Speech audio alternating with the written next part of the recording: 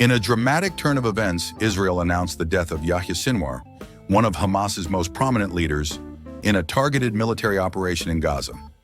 Sinwar, who was considered the mastermind behind the October 7, 2023 attacks on Israel, was reportedly killed alongside two other militants during a clash with Israeli troops. The assault left a staggering 1,200 dead in Israel, and Sinwar's death now adds a new layer of complexity to the already volatile situation in the region. Sinwar, known for his militant stance and strategic leadership, has been a central figure in Hamas for decades.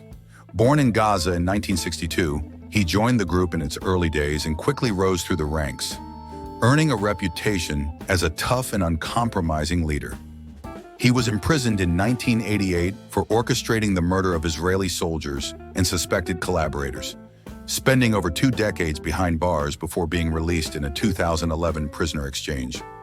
Fluent in Hebrew, Sinwar had a deep understanding of Israeli society and politics, which he leveraged to consolidate power within Hamas, eventually becoming its de facto leader in Gaza. The timing of Sinwar's death comes amid Israel's intensified military response to the October 7th attacks, which not only resulted in mass casualties, but also saw the taking of around 250 hostages. The operation targeting Sinwar is part of a broader Israeli strategy aimed at dismantling Hamas's leadership and crippling its military capabilities. However, this development also raises questions about the future of the conflict, as Sinwar's death could either destabilize Hamas or potentially galvanize support for the group's cause.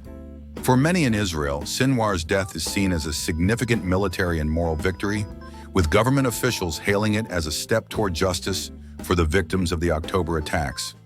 However, the situation remains fluid, as confirmation of his death through DNA analysis is still pending.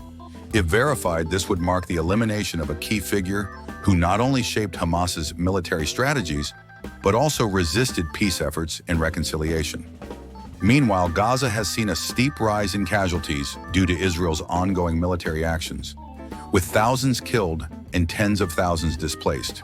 The news of Sinwar's death could potentially fuel further unrest, as supporters may see him as a martyr for the cause.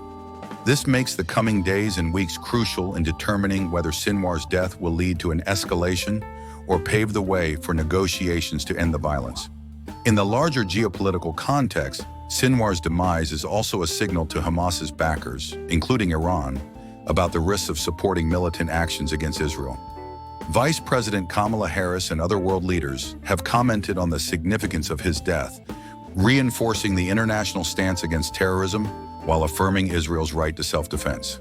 The incident adds pressure on Hamas to reconsider its tactics, especially as calls for a ceasefire and peace talks grow louder amid the humanitarian crisis unfolding in Gaza. The death of Yahya Sinwar is not just another chapter in the Israel-Hamas conflict.